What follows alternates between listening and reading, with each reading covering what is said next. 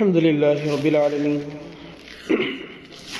والصلاة والسلام على محمد وعلى آله وأصحابه أجمعين ومن تبعهم بإحسان إلى يوم الدين أما بعد فأعوذ بالله من الشيطان الرجيم بسم الله الرحمن الرحيم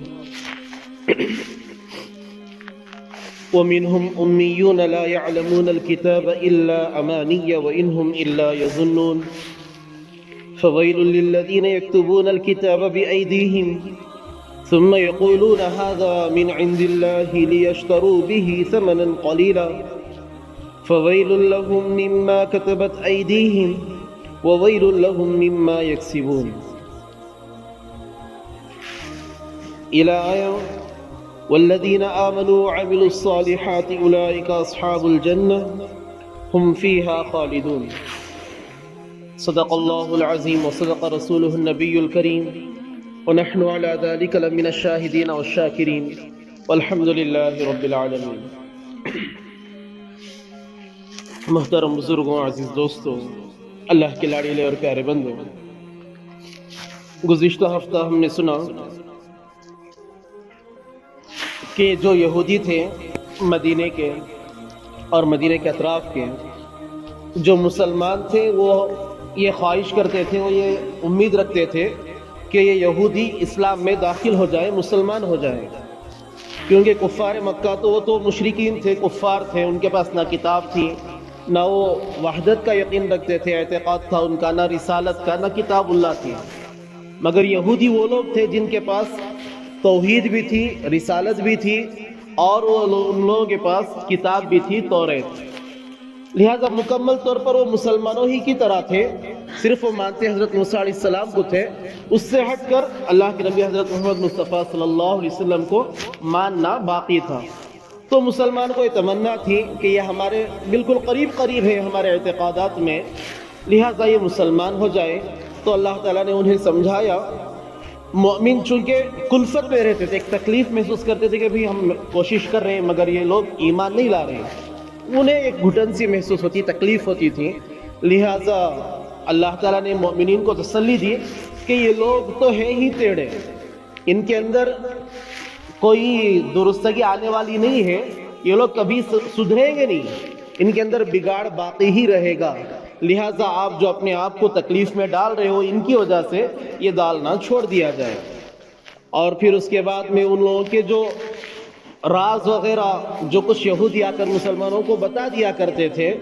اور دوسرے یہودی علماء نے اس پر انہیں طعن دیا کہ تم جا کر ہمارے راز مت کھول دو، کہیں ایسا نہ ہو کہ وہ تمہارے راز تمہارے خلاف حجت بنا کر پیش کر دے. تو اس پر اللہ تعالیٰ نے سمجھایا کہ کیا وہ ان لوگوں کو اس چیز کا علم نہیں کہ وہ چاہے آ کر بتائیں یا نہ بتائیں، اللہ ہر چیز بتانے پر قدرت رکھتے ہیں. وہ چاہے چھپائیں یا وہ چاہے ظاہر کر دے رازوں کو، اللہ تعالیٰ ہر چیز سے واقف ہے. آج جو آیتیں پڑھی جا رہی ہیں ان کے اندر جو خلاصہ ہے وہ یہ ہے کہ یہودیوں میں کچھ ان پڑھ لوگ تھے جو کتاب اللہ یعنی اس وقت توریت سے واقف نہیں تھے. ان لوگوں کی حالت یہ تھی کہ ان لوگوں کے علماء جو میں رہا کرتے تھے، اور ان کے علماء کچھ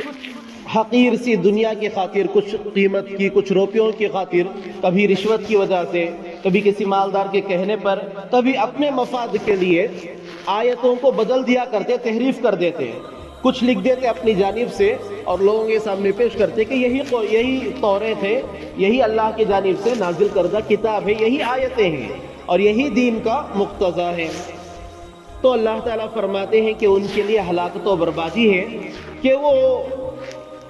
توریت کو کچھ روپیوں کے لیے، کچھ پیسے کمانے کے لیے توریت کی آیتوں کو بدل دیتے ہیں، تحریف کر دیتے ہیں. ان کے کمانے پر اور ان کے اس لکھنے پر اللہ تعالیٰ نے ان کے لیے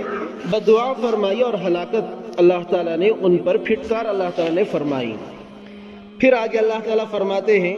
کہ یہودیوں کی ایک خوش فہمی تھی، وہ لوگ یہ سمجھتے تھے کہ ہم اللہ کے